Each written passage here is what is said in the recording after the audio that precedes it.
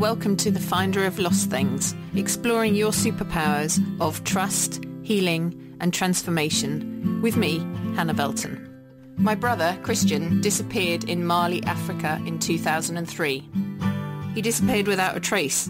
We lost his story, we didn't have closure, we lost so much. I was fighting and searching to find Christian when actually I just needed to sit in stillness and attract him in. I was so resistant to doing this, but I had to surrender. It's a process of trusting and finding the lost pieces and integrating them. This podcast will uncover the process that Christian and I went on to find the lost things, him, and to find the parts of me that were missing. And we were destined from the start to tell our story into the dark, for we were born to a great white shark.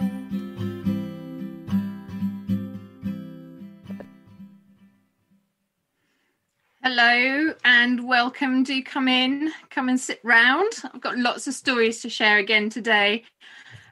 It's actually the first time that I've been looking out of the window and it's actually still some daylight. It's evening in the UK here, which is really a nice feeling, isn't it? It's like just suddenly seeing the light still there. And actually this time of year, so for the next kind of 4 weeks, we've gone from a sort of really cleansing period into a period I kind of know as the blustery wind time. So it's this, as spring is coming, I've got the daffodils out at the moment, but it's still really an in-between time between, plant seeds that you've planted and how they're going to start to germinate. So it's really still a time when you're probably not going to see lots happening, but energetically there's a lot happening. So I just wanted to pull a thread from our last episode through, and this is the dragon and the serpent energy that has to do with that Christian gave me a pendant with the dragon fire. That was in episode 2. And then last week we were talking about our soul destinies, and my soul destiny has a lot to do with this dragon serpent fire, like that inner fire. And I was looking back, it's actually from April 2019. And there was a reference where I had a dream or a vision. I think it must have been a lucid dream where I actually had a black dragon. It was like a really deep purple coloured dragon it was sort of like in my belly, and it actually rose up into my heart. And I questioned that, what is this black dragon anyway? And why was it in my belly and moving up to my heart? And I got the answer that the dragons are there in place of angels, and they're there when you need the confidence and the passion and the fire to become your true and whole self, and they actually move up into your heart, and then you can speak your truth and give out your truth. So that was kind of got me thinking again about the soul destiny that I'm here for and Christian's here for. And it's actually to disrupt the fear. That's what we're here to do. And disrupting the fear and also the sort of negative energies that are abounding. And they're like human created energies. And you'll know at the moment, there's so much fear and negative energies going around. And they need to be replaced by nature created energies, so the universal natural energies of love and high vibration. And through the work that I do and through what we're doing here, which is essentially telling stories, it disrupts that darkness and brings in the light. And I've had it described as, we're sort of knocking a little chink into the fear grid, which allows the light to come in, and that like one little small crack can illuminate the whole over time. And that's what Christian and I we disrupt enough to allow the light to come in. So I hope as I tell you these stories, we're talking about fear this week, which is a massive subject, and I've got so many stories to share with you. Christian and I, obviously our story starts with fear, because he went missing, and when you have a missing person, it's all fear. But what I want to do is tell you from my point of view how I'm going to say conquered the fear, because it is quite a fight to conquer fear. It's perfectly possible, but it's a lot of work, and it all happens within you. So I'm going to share my stories. It's going to be personal fear, self-contained fear, but I'm also going to talk about ancestral fears that have been passed down through our family. And I'm also going to talk about past lives. But one in particular, to do with Christian and I, which caused a whole heap of trouble and which we had to neutralize. Christian is also going to come in. He's going to also talk about I say he's going to talk. We've already worked this through many over time, and I have things that I've written through for him, so he's channeled his voice through me. So we were writing some of the things I'm going to share with you. So I'm also going to tell you from his point of view, his fears, and how he wasn't able to overcome them necessarily in life, but for me doing what I did with him, so telling his story and actually retracing his steps and working with him, we've neutralized his fears as well. So there's a lot around shame and guilt as well. So I just going to tell you the stories, and like if anything resonates with you, know it's for you, and know that why we're sharing this is to help other people who are maybe lost, unsure, addicted, depressed, like really struggling, and you will hopefully be able you'll get something from this program and the things that we share. So, right, where do we start? I'm going to talk to you about the fear grid, which is how I've had this described to me as, it's a really good analogy. It's actually, the bumper cars at the fairground, and you have the bumper car, and then you have the pole that goes up to the electrical grid. Now, the fear grid is the sort of electrical grid at the top. Most of us, and me included, Christian included, we're not going to forget where we came from at all, are attached to this fear grid in some way. Now, either that's from personal fears, or that is from like a collective consciousness. So like culture and societal fears, which we all feed into. I mean, we're all connected. So we feed, you can see when now we're in COVID, and anytime there's some major incident, like the fear spreads so quickly. We all panic, like panic buying and things like that. So there's elements, there's different levels of fear. Now, we are perfectly capable, if we are the driver in the bumper car, we are perfectly capable of driving our bumper car without being attached to the fear grid. We can live our lives in love, in joy, in peace, in balance, but we have to disconnect from that fear grid. And the thing is, because that was explained to me like that, I never even thought about the fact that I was connected to more than me. And just having it explained like that, I was like, oh, okay, that kind of makes sense. So I'm just going to kind of go through the fears that Christian and I had and how we disconnected ourselves from the fear grid. And you actually find that as you disconnect yourself in layers from fears, you actually so you naturally disconnect, and you can step outside and like see where the fear is and notice it, and make a conscious decision to step away from it.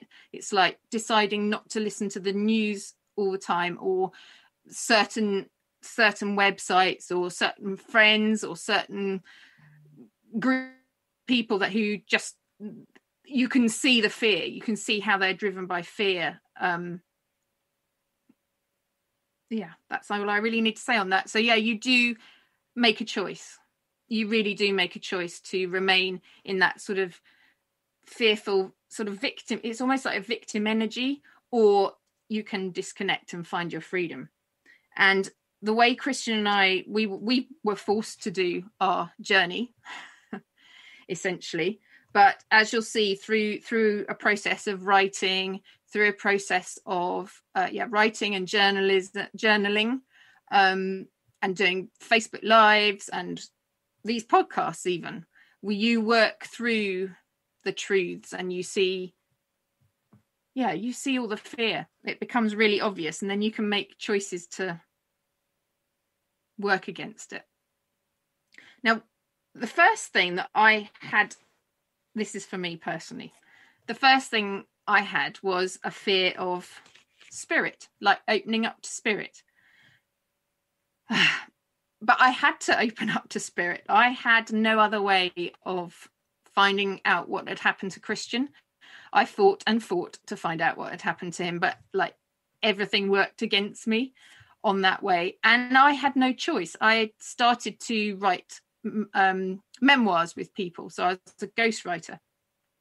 And I started to meet these people who would come to me who had a connection with spirit, and they would talk about their mother passing over but still being able to connect with them, or their father, or all of these, and talking about spirit guides and things. And to be honest, I was pretty terrified. I didn't understand it, and I just thought they were going to be ghosts popping up here and there and everywhere, and it was like frightening. But for me, a lot of that was because we were still in the position of thinking Christian was alive. This was even probably 12, even 13 years maybe after he'd gone missing, but I didn't want to know that he was dead. So that whole opening up to spirit was a terrifying thought. But as time went on, I really had no choice, and I got very, very gradually introduced to it. So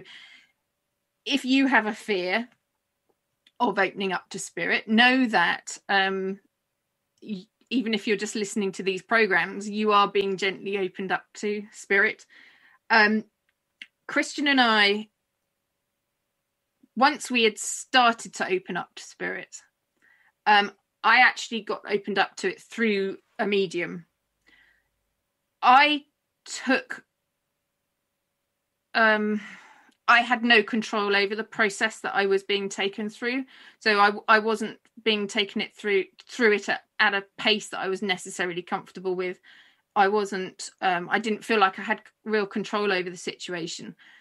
And actually my grandfather, or our grandfather, came through in the medium sessions, and he was always there, like keeping an eye on what was going on. So he was kind of protecting, but the purpose of me working with that person was so that I realized I had to take control. When Christian and I then started to connect without the medium, this was just started off through lucid dreams and hearing his voice. I also then started to experience what Christian and I and myself would call, it was like a black bat or a black spider. Actually, it sort of started out, it was like an energetic,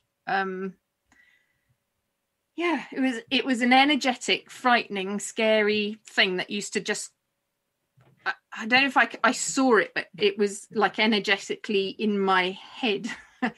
And it was frightening. It was frightening. And I had no protection from it. I had no protection at all. I didn't even really know what was going on. But this really frightened me. and I actually asked for help. And the person who I was at that time doing a memoir for, she was actually a spiritualist. And I said to her, look, I had nowhere else to go. I said, look, this is happening, and can you please help me? And she was like, oh my goodness, we need to put protection in place. We need to. So she took me under her wing, bless her, and made it all safe. But what I'm trying to get at here is opening yourself up to spirit has to be done in a safe way. And actually the protection I talked about, initially I needed sort of the guides, the white light, all of that sort of protection, because I was very much in fear myself. I was in grief. I had no inner strength at all. And as you gain your inner strength, then you need less protection put in place because you are strong inside. And as you rise in your vibration, the fear can't get to you. So this black bat, this spider, was actually, I think it was a mix, actually. It was a mix of Christian's fear as well, and mine. And that's just how it manifested. So, so there was that fear as well. And the other obvious fear around all of that was, the truth. Christian didn't know that he was dead. I've talked about this before, because he was unconscious when he died. He drowned, but he was unconscious when he was put into the water. So he didn't know he died, and I didn't know he was dead. I'm sure I did, but Christian and I, we were talking together, and it was like he was talking about coming home. He was worried about coming home, which you'll hear about later on. But that fear was palpable. Okay, and that fear and not wanting to know the truth of something, it puts up a huge block. And you're pardon me, this is something coming through. When you're so in grief, when you're in fear, your ego is working extremely hard to keep you safe. It's doing a job. It thinks it's doing a good job. It's keeping you safe. But the more you listen to the thoughts, and the part of the black bat and the black spider for me was it was actually telling me that Christian was dead, and it would laugh. And because I was in this state of thinking that, I didn't want to hear that, that was what was frightening. So it was actually telling me the truth, but it was not telling me at the right time when I was ready. And it wasn't telling me in a kind and loving way, in a supportive way. So if you are ever hearing voices that are negative sounding, that are harsh, that are cruel sounding, that you would never say to somebody else, just check that, because that's fear. That's not coming from a place of love. And we talked last week about love and about self-love and all this healing and this going towards the truth. It's all there to give you, it's to make you strong, and to give you self-love, self-confidence, self-esteem, inner strength. Inner strength is not harsh, and I'm hearing the word, like thrusting. It's not a pushy thing. It's not being independent. It's literally being like softening and allowing, and that inner strength and flowing, and just allowing life to come at you without being scared of it, knowing that you're strong enough inside. And obviously at that point, there was no way I was any of that. I was totally in a place of fear. But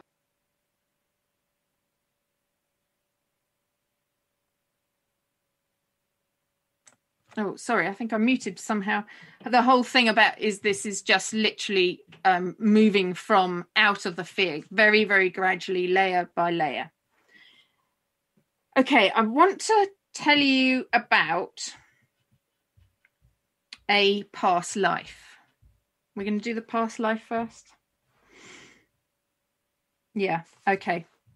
So when I first started talking about Christian and I talking to each other, it was on our Facebook page, which at the time was Search for Chris Velton. And I was really honest on that page. I was talking, being very, very vulnerable, talking about anything and everything that was coming up for me. And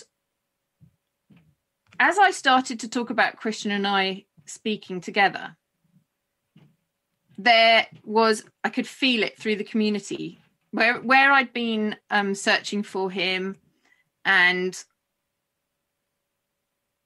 there was the energy was, Hannah, poor thing, let's help her search for Christian. And then when I started sort of saying I'm actually talking to Christian telepathically and we are connecting, there was this, a lot of people were okay with that. A lot of people were not okay with that. And the change, and I think that's where we have that sort of fear grid of just like, that's impossible. How can that be? Anything that's not very obvious and in front of you and physical, it's just either not happening, or that's rubbish, or how can it be? It really is an effort for people to think about, and it could, that unknown element, and what could it mean if that was actually possible? It really shows you your limitations in how you think when somebody else starts talking like this.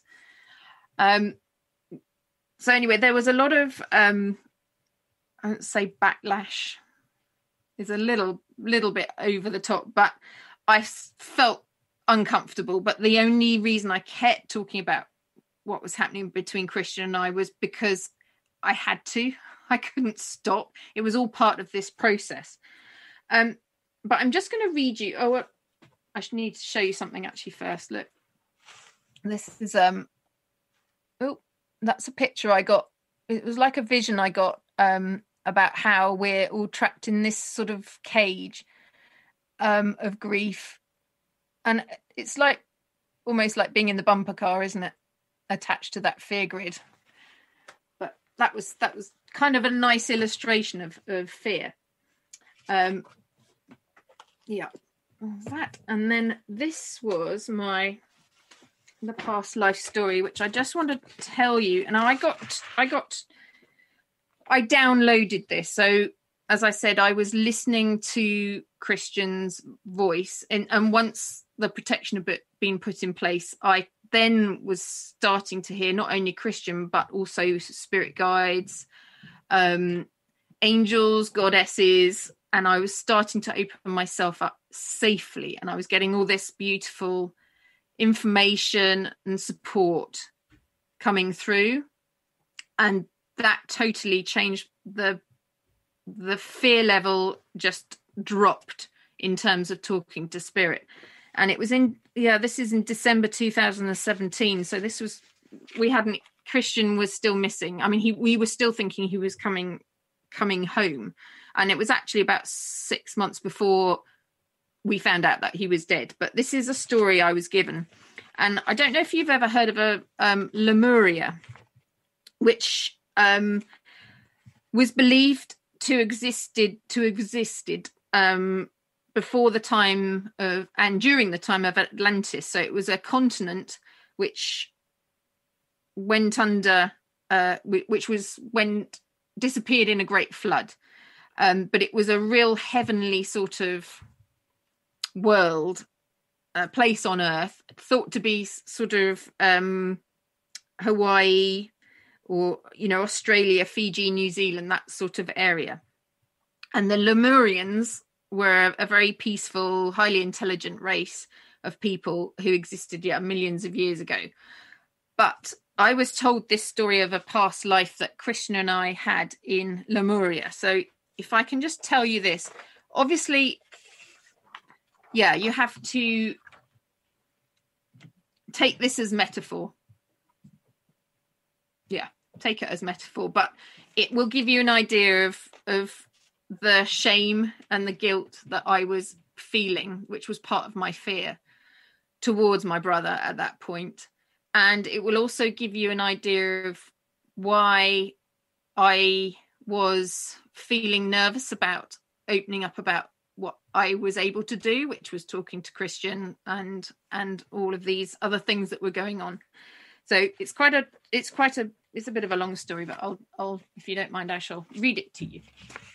So once upon a time, there was a magical sister and her brother who lived in Lemuria. Everything was fine and beautiful until the brother decided he needed to make his mark in life and step out from his more powerful sister's shadow. While he was away, the sister pined for him, especially when they lost contact. He chose to switch off so he could concentrate on his growth. He became separate and self-centered, impatient for success. That's when life turned on him, and he brought fear of failure into his life. He was not so strong as his sister, and never would be, and that made him angry and resentful of her. She didn't realize any of this. She just thought he was off finding himself and enjoying life. This is what she now needs to forgive, that she didn't see into the heart of her brother, even though she had the power to see, if she'd really wanted to. She let him lead his own life, follow his own free will, for sure. But that sisterly love should have realized that her brother was small beside her, and she could have watched out for him. As it was, the brother met lower vibrations who convinced him that his life was worthless compared to his sister's, and that he should take his own life by poison. It was only when he died that his sister knew in her heart that she'd let him go, let him separate from her. She had the power to watch silently and be alerted to trouble, but she chose not to, preferring instead her peaceful and beautiful Lemurian life. She went after his body and brought it home. It was unrecognizable, broken and beaten. She looked into his eyes and saw the separation. She cried buckets, loads of tears, angry at herself for not keeping an eye on him when she could have done. In her anxiety to repay her debts to her brother, her heart was full of fear, not unconditional love, and her fear diluted and distorted her magic healing, and the poison which was in her brother removed to another. Now, I have heard a variation of this story I've been told as well, which is that I killed the brother, but in this one, I actually killed our mother, who was called Mary. So while her brother revived under her magic, their mother died. This mother was the highest priestess in Lemuria, and the people were heartbroken. They were scared of the sister's powers, believing she had turned evil, sided with the lower energies. Rather than risk more damage, they wouldn't allow her to practice her magic and revive her mother. It was too dangerous. What if the sister hemorrhaged the whole of Lemuria into oblivion, as had or would happen on Atlantis? In despair, Hannah took her own life, rather than live without her powers. Fear had won over unconditional love. The brother, having lost his sister and mother, now stepped up to his powers. But Lemuria was never the same again. The people grieved, but the brother eventually forgave his sister as he realized his part in the process. His wanting to be separate had cost them all dear. So it says, so do you see, Hannah? You still hold on to this fear of using your powers. It's safer to keep them hidden or keep it under control rather than harm others. Your brother lives and you will revive him. It will reawaken your belief in your powers and the connectedness between selves, which needs to be kept sacred. Separateness breeds fear, which breeds contempt, anger, corruption, evil doings, and then neglected compassion. It's time to forgive yourself. It was not your fault that your brother separated himself. It was his free will to do this. He got himself into a mess by choosing to cut himself off. It was his choice. You couldn't fix him, even if you tried. you'd have pushed him further away. There is a time and place for you to be reunited in this life, and by forgiving yourself and by trusting and opening the portal to your powers of teaching and healing, you can bring extraordinary joy to the world. People will regain their connectedness again. Stop relying on fear, which leads to separation. Forgive yourself, Hannah. You were never, and will never be your brother's keeper. Any fear you retain over your magical powers needs to dissipate because you have released the fear separateness which you held for so long. Now your emotions, thoughts, and actions come from a place of love which will bring light to the world. How you do this will be revealed to you soon. So at that point I had I had no idea what that was all about. And it actually carried on just a little bit. People have free will. You cannot fix people, even if they choose separateness. You can only tell your story and set your vibrational energy to love, and no one will be able to ignore your teachings and healings. It will occur for them in the right place at the right time. So, yeah, I didn't really understand that, and I thought, oh, that's a nice story. And the fact that, like a few months later, I did actually realize why that story was important. And just just telling you that story now, I'm just wondering if there was a lot in there. So it might have touched something in yourself as well. As it became very clear that Christian was dead, I then had to explain to the search community that was around us what I thought had happened, and I wasn't 100% clear at that point. But yeah, the reaction, I wasn't honest at the time. I just said, we've found out what has happened to Christian, and we just want privacy or something. That's kind of how I started it. And I didn't feel comfortable doing that, but I didn't actually know how to break the news to anybody. I mean, I didn't know how to break the news to my parents, to Christian's friends, to, would anybody believe us? And that's something that's big with Christian in a minute. But yeah, that whole idea of, what hell do we do with this? What do we do with this? And there was a lot of reaction to it from my, when we actually started to come out. I just want to tell you something here. This carries on from Lemuria, actually, that previous story, and this was part of my healing, because I was so scared of telling the truth and saying what was happening and what powers I had. I mean, I was not only talking, being a medium, but I was then able to do trance mediumship, with Christian. Like, that's big stuff, especially for somebody like myself who was scared of spirit in the first place. It's like a massive leap. How do I even explain that to anybody? And because I was fearful of actually what was happening and what I could do, that fear came straight back at me. We had, I kind of really don't want to go into details, but we had a big reaction that was not pleasant. I think I've said before, like, we always thought the worst bit was going to be finding out that Christian was dead, but actually by the time we got to that point, it was actually okay. It was just the reaction that came after from everybody else. So I just want to read you, this is again through a meditation, through a vision, through a story. And this was part of my healing about how to come to terms with using my power and not being afraid to really use it properly. So this is a meditation. So I was in a long blue robe. I was very tall. I had big feet and hands, and I was very upright. And this was the time of Lemuria. I had a heavy crown on my head, but I had my shoulders back. I was very proud, but I fell to the ground, and it was on a dusty area. It was like on a hilltop, and I was above some crowds. There were lots of people around, and I crumpled into tears because my brother was dead. This was when this was the other story where I'd accidentally killed my brother in Lemuria. And I had a big, heavy sort of gold, silver orb and a staff and this crown on my head, and I had to bury them into the dirt, and I'd fallen from grace, and I had to abandon and hide my magical powers. And then this winged figure appeared. They were very tall in a white, just in white, and they were hovering before me.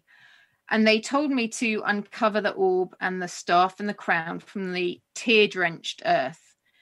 And they took them to another land or time where I could reuse them. And they scratched around in the earth to uncover the crown and things, and they told me to stand up again. And I travelled. It was almost like I was walking on water, but I sort of slowly and calmly sort of slipped into this boat, and Christian was with me on the left, and on the right there was a large white horse, and on the boat there were some oarsmen, and it was a very regal boat. It was like a barge, and they and I just sort of kept my eyes ahead, and I knew what was going to happen. And I had to walk into the water carrying the heavy orb and the crown and the staff. And I actually sank into the water very peacefully, very calmly. It was like Mediterranean, sort of clear blue water. There was no struggle, and I just fell to the seabed, crumpled, but calm. And as I had obviously died, Christian picked me up, and I was revived by him. And in this life, I have come back, but I have had to change my appearance. So instead of the water world, I'm now in forest and nature. I'm in darker clothes. Like, no one's going to recognize me. But I've been given this fluid gold, silver words that rise up from my stomach, up through my body and out of my mouth, a bit like the dragon and the serpent energy. People will not recognize me, but they will be mesmerized by my words. I'll practice magic, healing, guidance, and all by the spoken word. They'll recognize the energy within me as I speak, and they'll remember and feel calmed and happy with the words, and the power will return in the words. And Christian says I have to get back into the body, like now into my body. So that was my kind of healing, again, about being your true self, being your, like being fully yourself and owning your powers. And I know if you're listening to this, we are all so powerful, and we have given all our powers away, or a lot of our powers, over to the fear and to society and to the culture. And there's this real, this fear of power, and knowing, what I know I should be using it, but how do I use it? And being scared to actually speak out and be honest and truthful. And I think that's a lot to do. What Christian and I have to do is to speak our truth, which kind of like encourages other people and allows other people to not only speak their truth, but to be themselves. And I also, there's this big thing about, especially for women, about the prosecution that we suffered for speaking our truth, and being witches or anything, that sort of witchcraft idea. That's something that is definitely in the fear grid that needs to be detached from. It's like real owning your powers, owning what you do, your truth. And I just want to read you, this is, I've got a couple of things I still need to read, but this, I would like to introduce you to my grandmother, our grandmother, this lovely lady here. And she died she died knowing Christian had gone missing. So this was, I think it was 2004. our granny died. And none of us knew, but I was researching in the National Newspaper Archives for something. I think it might have been for Family Tree. And this story came up about our grandmother, and we were all shocked. Nobody in the family knew about it. Like her sons, my dad and uncle, didn't know anything about it. And this is all very much, when I tell you the story, this is all about a woman who something traumatic happened to her, and she could never get her inner fire back. She never trusted herself fully again. So what the story I'm going to tell you, we have past lives, that events that are passed down that we carry through.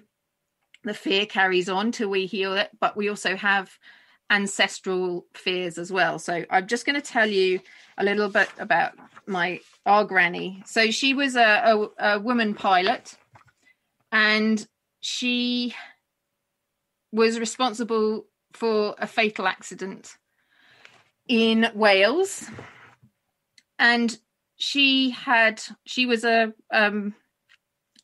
one of the first women to gain her A certificate in flying, and she used to do aerobatic displays. She was super cool. But at the age of she was just shy of her 26th birthday. She used to fly. She actually lost her father when she was very young. I did ask her permission to tell you all this, by the way.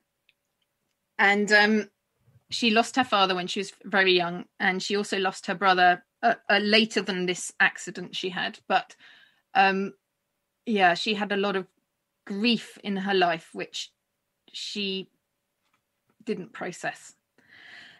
And anyway, she flown to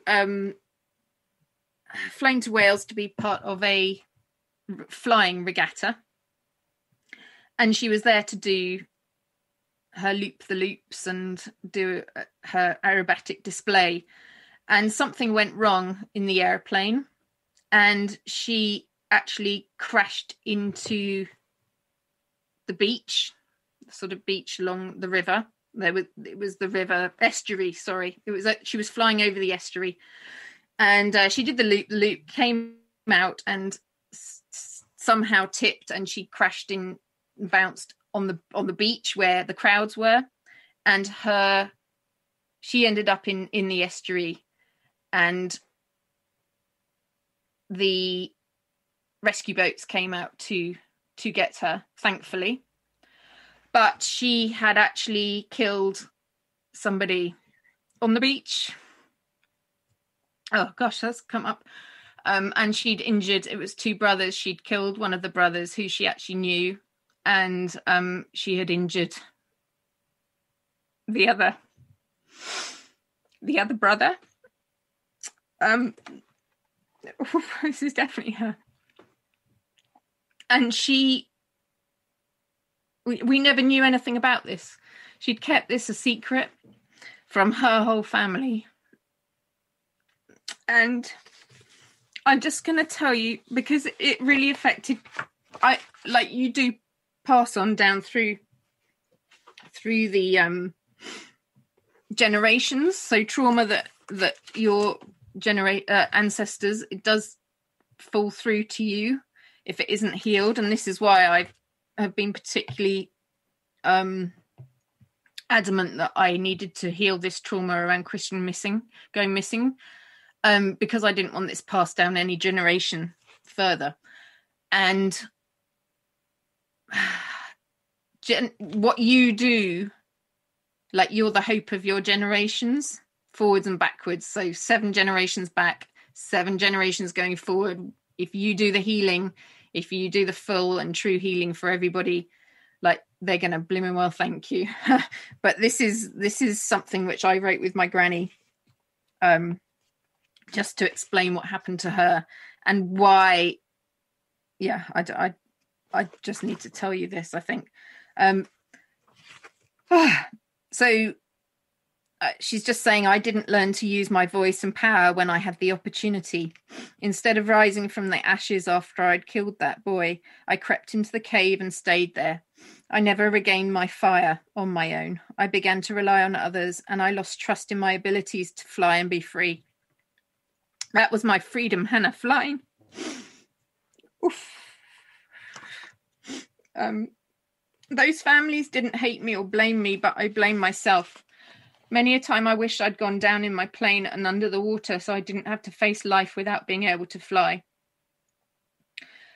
Right, towards the end of her life, she did gradually get back a little bit of her inner fire, I guess. And I actually spoke at her funeral. And when I'd finished speaking, as I was sitting down, I literally felt like being struck in the chest by some lightning or something, and I kind of staggered back. And she was just saying, I passed my little recovered piece of fire onto you at my funeral. I saw you stagger back when you received it. I so wanted you to have my little piece of flight regained and use it to catapult you and gorgeous Christian into orbit with your passion and purpose. Oof, I want you to use my energy going forward. I'd love to see you fly again, Hannah, with your brother, fearless and free to deliver your messages from spirit. I really do believe in what you're doing. I was never brave enough to rise again, but you have been, and I'm so proud of you. Know that I love you and watch over you. Yeah, and she said, please keep using my pen. I have a pen of hers. Now that the energy has been cleared, come out of your cave, take flight, don't burn yourself on the sun, rest sensibly, refuel, and enjoy the ride. Remember, I've no fear now, and I pass that fearlessness on to you and your brother. Fly you too. Ooh, and others will lose their fear of you now too. Oh dear. So sorry about that. So yeah, so that was like past lives, ancestral healing as well. This, like, the way we've been able to heal our grief has really been full and true. It really has encompassed, generations and eons of time. There's just one thing I want to, because we're going to be running short of time in a minute, but yeah, so the reaction of others. I think the more I've gained my power and actually being truthful and stood in my truth and talking, and especially doing this podcast, I think I'm less fearful and it reflects in how other people are back to me. You put out fear and you get fear back. You put out love and truthfulness and vulnerability, and people, they do react to that. This fear of I just want to finish off with Christians, actually. Like this, he had a real fear of being believed. Once we'd known he was dead, he had a real fear of me speaking on his behalf, and a fear of people not believing him. And that obviously affected me as well. That was something I was carrying, and I had to do the travel with him back to Africa through trance mediumship. I had to do that so that he could unravel his grief as well and work through everything himself. So the fear exists in obviously the earthly plane, but it also exists in the spirit plane.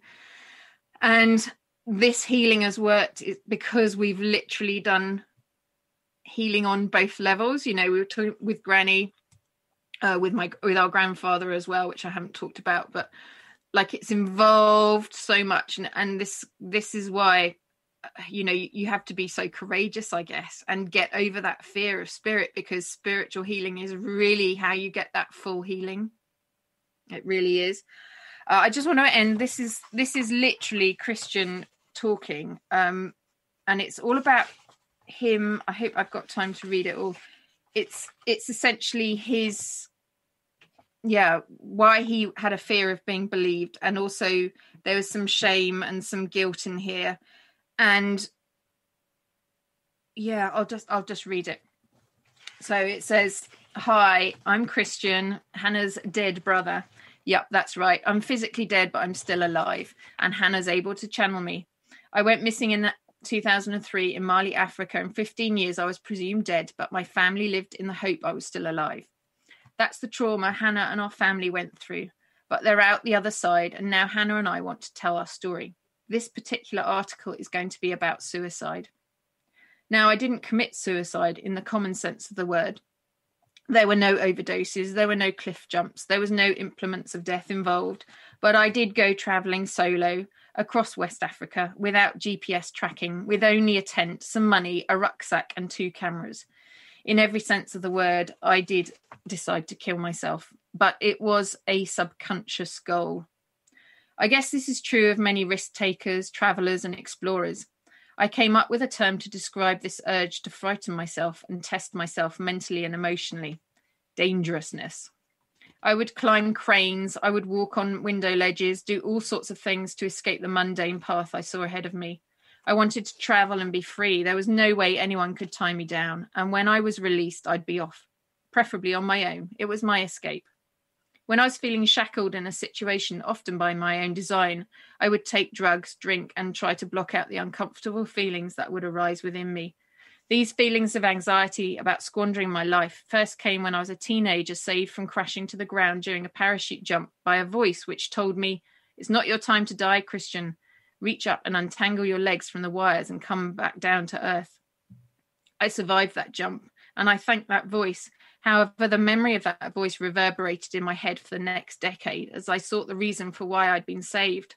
I was here for a purpose, surely, but what would that be? This was what drove me to travel, to search for my purpose. I was drawn to the natural world and studied zoology. Was my purpose ecotourism, saving endangered species, educating people about nature? Everything I tried never quite came to anything. Books I wrote weren't published. Proposals for films I wanted to create were passed over. It was so frustrating. And as I felt I wasn't doing what I was supposed to be doing, the only way to live with the frustration was to blot it out. My drug habit started truly in the Caribbean when I lived within Rasta communities while researching a book. Ganja was their way to spiritual communication, so I tried it as a way to speak with the voice which had saved me. I tried to find some clarity on my path. What was I here to do? Why was I saved?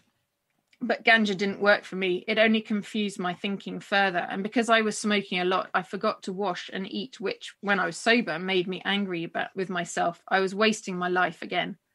Then, like a bolt of lightning, I read about Mungo Park, and I knew I'd found a kindred spirit. I'm going to run out of time here, so I'm just going to précis it. Yeah, everyone warned me against going to Africa, but then he just literally couldn't. It was a destiny moment.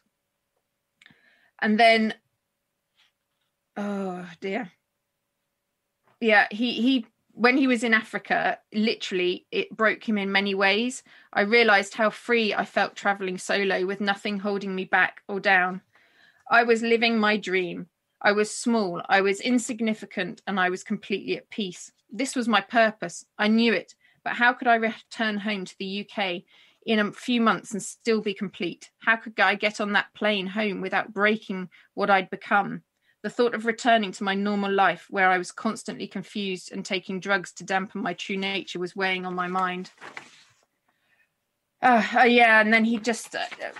there's a lot here, actually, that is now... in the films that we did with the trance mediumship. So we spend a lot of time, I've spent a lot of time, he says, with people like myself in spirit.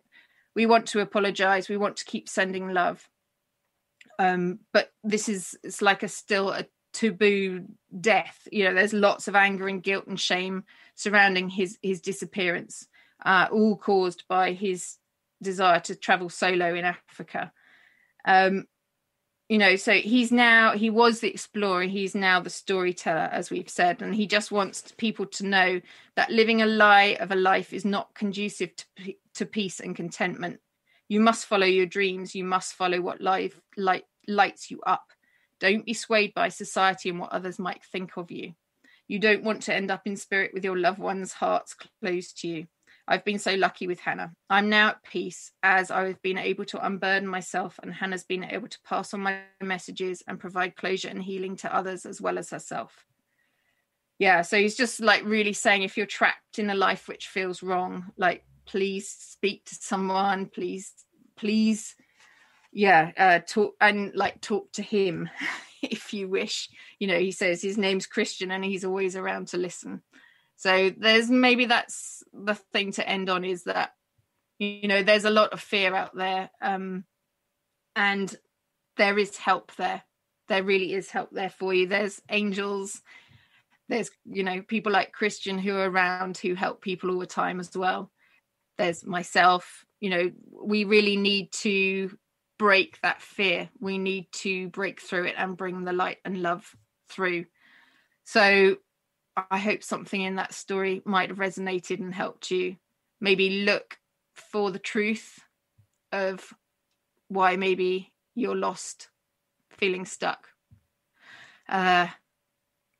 Okay. And just know that it's perfectly possible if you've got the courage and the willpower and the strength to fight through that fear into love. Okay, lots of love, and I shall see you next week with a story about Christians actually bursting into something that was happening, and an event. You know, he made his presence abundantly clear. It's a brilliant story to tell you next week. Okay, lots of love. Bye-bye. Thank you for listening to The Finder of Lost Things. I think we've been triggered so long and so hard by COVID, and it's going to carry on. People are getting used to stillness, and they're getting used to more solitude. But how do you use that time for the highest good? This process that we're going to explore will bring back the joy and purpose to life. That wholeness, you know, that sort of harmony and flow and togetherness. People are really ready to find their lost parts now. You can find me at hannahvelton.online.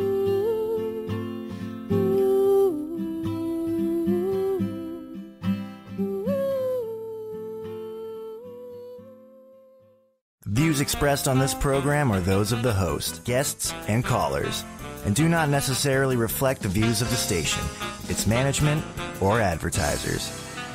You're listening to Transformation Talk Radio.